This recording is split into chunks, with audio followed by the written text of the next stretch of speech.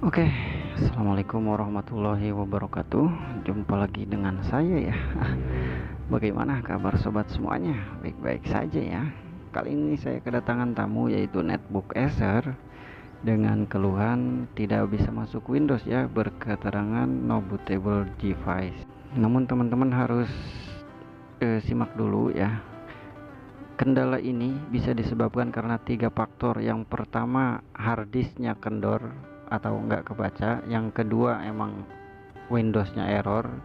Yang ketiga, settingan BIOS yang bermasalah ya. Nah, oke lah, lanjut ke penampakannya seperti apa. Kita hidupkan dulu si laptopnya ya. Nah, oke, kita hidupkan. Nah, setelah hidup dia langsung muncul tampilan ini teman-teman, ada tulisan no bootable device.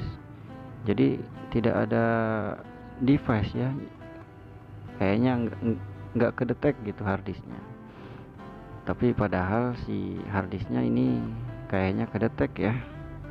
Makanya sebelum bongkar harddisk ya, kita coba atasi dengan cara setting BIOS terlebih dahulu. Nah, bagaimana cara setting BIOSnya, Mas? Oke lah, kita akan setting BIOS ya. Di sini si laptopnya kita matikan dulu, teman-teman, menggunakan tombol power ya. Nah, cara mematikannya, teman-teman silahkan tekan tombol power selama 5 detik atau 7 detik lah ya. Nah,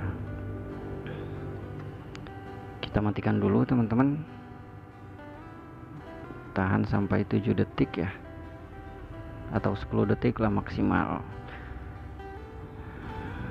Nah, oke, ketika sudah mati, selanjutnya kita akan memasuki settingan BIOS. Untuk laptop Acer sendiri, masuk BIOSnya itu menggunakan F2 ya. Jadi setelah dihidupkan menggunakan tombol power, teman-teman tekan-tekan tombol F2. Oke lah, prakteknya seperti ini. Tekan tombol power ya teman-teman, langsung F2 seperti ini ya. Nah, oke lah, si laptopnya sudah masuk BIOS teman-teman. Tampilan BIOS Netbook Acer seperti ini. Jadi teman-teman langsung ke menu boot aja ya, karena emang masalahnya boot teman-teman. Atau teman-teman setting di bagian main dulu ya, network bootnya ini harus disable ya. Nah, langsung saja ke menu boot ya. Di sini boot modenya silakan enter pakai keyboard dan arahkan ke legacy atau rubah menjadi legacy ya. Enter lagi, enter lagi. Cara merubahnya pakai tombol keyboard ya. Dan untuk menyimpan settingannya menggunakan F10 lalu enter. Nanti dia akan langsung restart teman-teman. Dan teman-teman bisa lihat hasilnya nanti. Kalau misalkan masih error, teman-teman harus bongkar laptopnya, lepas pasang harddisk. Nah, tapi ini si laptopnya kayaknya nggak no bootable device lagi ya, tapi sudah booting ke sistem ini kayaknya teman-teman. Udah berhasil kayaknya ya. Tapi untuk teman-teman tutorial kan namanya tutorial ya, jadi ada yang sesuai video berhasil, ada yang nggak berhasil.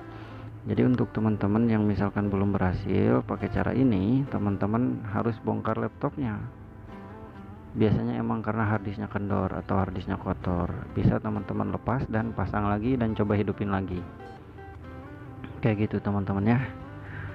Atau kalau misalkan teman-teman udah lepas pasang harddisk masih sama, nggak bisa masuk Windows gitu ya, no bootable device kayak gitu ya, teman-teman nggak ada cara lain selain teman-teman install Windows baru atau install ulang Windows kayak gitu. Nggak ada cara lain ya, karena emang penyakitnya itu yang pertama kan settingan BIOS yang pertama. Nah, ini settingan BIOS, ini tutorial yang ada di video ini settingan BIOS. Yang kedua, kalau misalkan settingan BIOS sudah dilakukan masih tetap error, yang kedua teman-teman harus bongkar casing, lepas pasang harddisknya.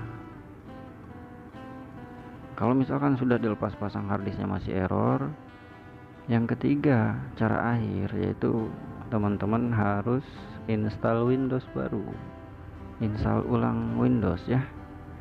Caranya bagaimana mas? Banyak ya videonya, saya juga ada di playlist channel, atau boleh bertanya langsung di kolom komentar, mas cara install ulang laptop Acer bagaimana, kayak gitu. Atau misalkan nggak punya installer, tanya lagi, mas cara bikin installer via playlist bagaimana ya, boleh bertanya di kolom komentar ya. Nah ini teman-teman, laptopnya lemot banget ya, bootingnya aja lama banget. Ini kita udah ngobrol ke kaler ngidul ya. Masih aja belum masuk desktop karena emang prosesornya masih Intel dual core ya, masih standar, dan posisi netbooknya belum pakai SSD, dia masih pakai harddisk ya. Tapi ya lumayan lah kalau misalkan untuk internetan atau ngetik mah masih fungsi ya. Tapi sih sarannya sih kalau misalkan laptop dual core itu ya harus pakai SSD ya, agar kinerjanya tidak lambat banget. Oke teman-teman, ini sudah masuk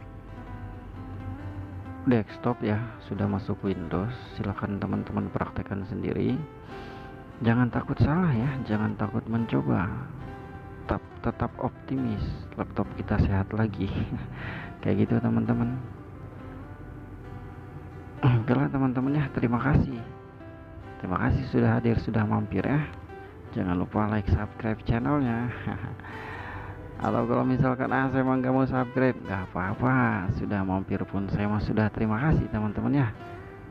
Nah oke lah teman-teman, berhubung ini laptopnya sudah bisa masuk Windows ya, saya pamit, cukup sekian. Wassalamualaikum warahmatullahi wabarakatuh.